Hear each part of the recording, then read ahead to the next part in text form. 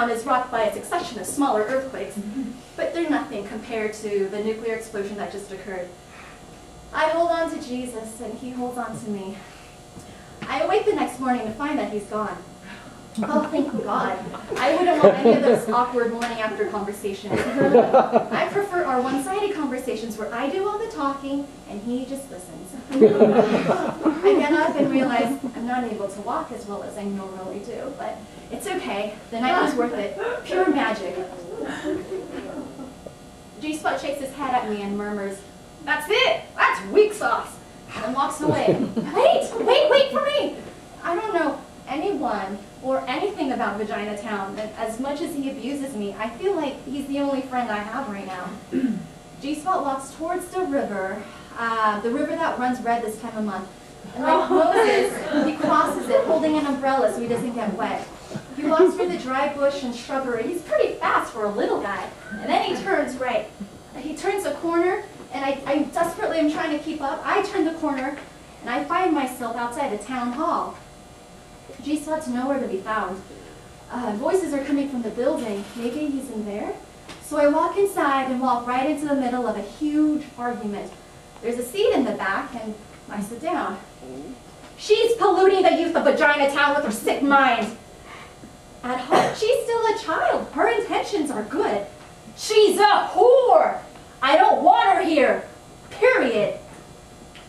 All these people are yelling at each other back and forth about some whore in Vagina Town. I want to see this whore. Where is she? All of a sudden, someone sees me and shrieks, "That's her! She's here!" Fingers are being pointed at me, and someone throws a tomato my way. It hits my crotch. Who brings tomatoes to a town hall meeting? Great. I'm going to be walking around with a tomato stain on my crotch. Get out! What you feel towards your cousin is wrong. Then it hits me. This meeting is about the feelings I have towards my cousin. You see, I'm attracted to my own blood. But I hadn't seen him in over 15 years. It's not like we grew up together. The crowd grows wild. People start to hiss. Look, I don't understand what I'm feeling either, but I'm being honest. He reminds me so much of Mike, my other cousin who committed suicide earlier this year. Mike was like my older brother. The room goes silent. Maybe my feelings for my cousin are a sick and perverse twist on the Oedipian complex, or it's a pure and innocent emotion. I don't know. All I know is I can't stop thinking about the moment my cousin hugged me goodbye. It lasted longer than it should have. Time stopped as he whispered into my ear, I feel everyone looking at me, judging me. Look, no man has ever whispered Korean into my ear. No man has ever said my name in Korean except for my dad. And even then it was to yell at me. My cousin and I hug each other as a man and woman, strangers meeting together, meeting as adults for the first time. On that day, and in that moment, I melted. And as soon as he started to whisper in my ear, and especially when he whispered my Korean name, did I die and become reborn. Just like how Jesus died for my sins, I died for my sex, as my body does every month by bleeding. It's my monthly stigmata. I am a sinner, but I get cleansed every 28 days. All the mothers are shrieking at me, pandemonium breaks out, and I am pushed towards the door. And right before I'm thrown out, I see G-Spot in the crowd. He's laughing at me. He was here the entire time, but he led me here. He set me up. That bitch! I'm going to get you back for this. Oh, you think you're lonely now. You're never getting any visitors. I'm sending them all to the clit. Oh. I kick out the door and out of town hall, and I hear the door behind me lock. I walk down the street, and suddenly I feel a presence behind me. I turn around to find Pat. It's actually more like Pat's ghost because he's floating behind me. I walk faster, trying to get away, but he's still behind me. I can feel him. I'm being stalked by my ex-boyfriend in my own vagina. What the fuck? What are you doing in here? Leave me alone. Go back to heaven or go back to hell. Just leave me alone. He doesn't say anything. He just points towards a building down the street. It's shaped and colored like a cherry. And my curiosity gets the best of me, so I go inside and I feel Pat's ghost enter behind me. It's the Vagina Town's first visitor museum. I'm gonna throw up. I don't believe this. I turn to run, but Pat pulls on my shoulder and leads me to a snapshot on the wall. It's a picture of blood-soaked sheets. The first time we had sex. The first time I had sex.